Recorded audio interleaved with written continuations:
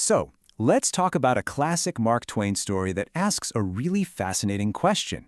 What's more important for success, raw talent or just plain dumb luck? We're about to meet a man who is the living, breathing answer to that very debate. Okay, picture this. You're at some huge, fancy banquet, celebrating a legendary military hero. The guy's a living legend. And the person sitting next to you leans over and whispers, privately, he's an absolute fool. I mean, that one little sentence, that's our ticket into one of the wildest secret histories you'll ever hear. Who on earth could they be talking about?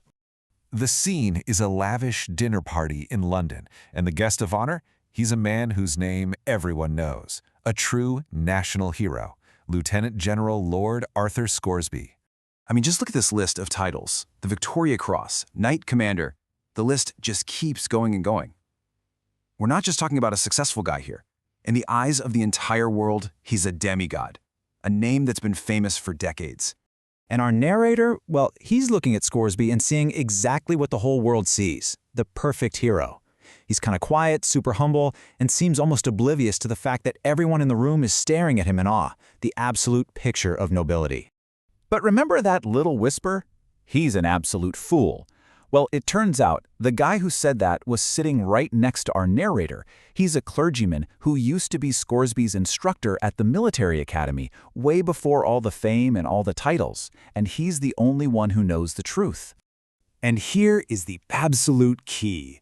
The narrator knows this clergyman. He knows the man has perfect judgment and total veracity. He's honest. He doesn't make things up, and he's not a liar. So if he says the hero is a fool, then you gotta believe the hero is a fool.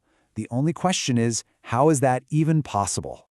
So the Reverend starts to tell this story, a secret he's held onto for 40 years. It all started back when he first met a young Scoresby at the Woolwich Military Academy and stumbled upon the unbelievable source of his so-called genius. You know, the Reverend just felt so sorry for this kid. During exams, you'd have all these brilliant students giving amazing answers, and then there's Scoresby, just standing there, sweet as can be, giving answers that were, and I'm quoting here, miraculous for their stupidity. He was a great guy, lovable even, but just completely, utterly clueless.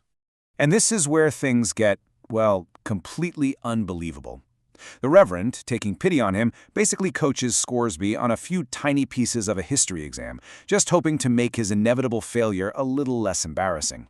But then, by some 1 in a million chance, the examiner asks only those exact questions, and he passes. Then comes the math exam, which should have been a total disaster. The Reverend tries the same trick again, and somehow, impossibly, Scoresby doesn't just pass, he takes first prize. A reputation for being a genius was literally being built on nothing but pure, absurd chance. So you can imagine the Reverend is just horrified. He's thinking, what have I done? He thought he was helping a struggling student, but instead he's accidentally created a monster. He'd unleashed this total woodenhead into the British military and put him on a path to power and responsibility that he was absolutely not ready for. And that brings us to the ultimate test, right? The Crimean War. The Reverend feels so guilty about all this that he actually buys a position in Scoresby's own regiment, just so he can try to protect the country from the man he created. So out on the battlefield, the Reverend is basically in a state of constant panic. Scoresby never does anything right. He just blunders from one mistake to the next. But here's the crazy part. Because everyone already thinks he's a genius, they interpret every idiotic move as some kind of brilliant next-level strategy. Every single failure just makes him more famous.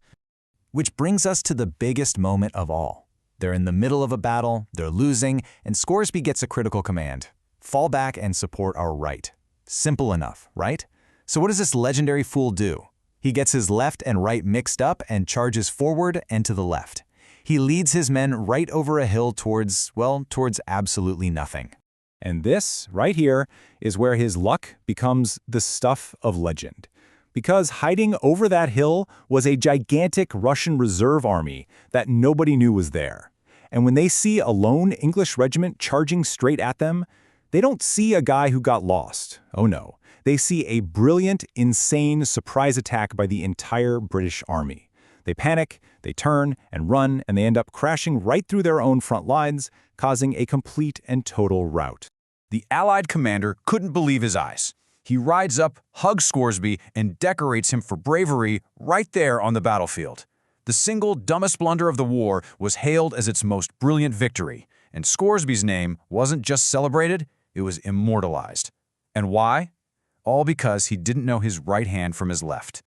So after a whole lifetime of watching this incredible train wreck of success, the Reverend comes to a pretty shocking conclusion about his most famous student.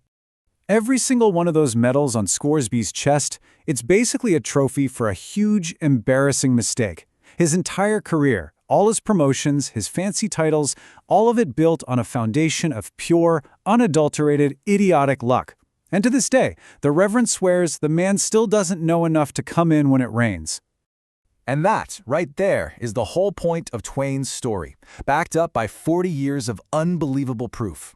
According to the Reverend, the single most important thing for success isn't talent, it isn't smarts, it isn't even hard work. It's just being born lucky. So I'll leave you with that question. After hearing this story of Lord Arthur Scoresby, the celebrated fool, you really have to ask yourself, what would you rather have? Would you rather be born brilliant, or would you rather be born lucky?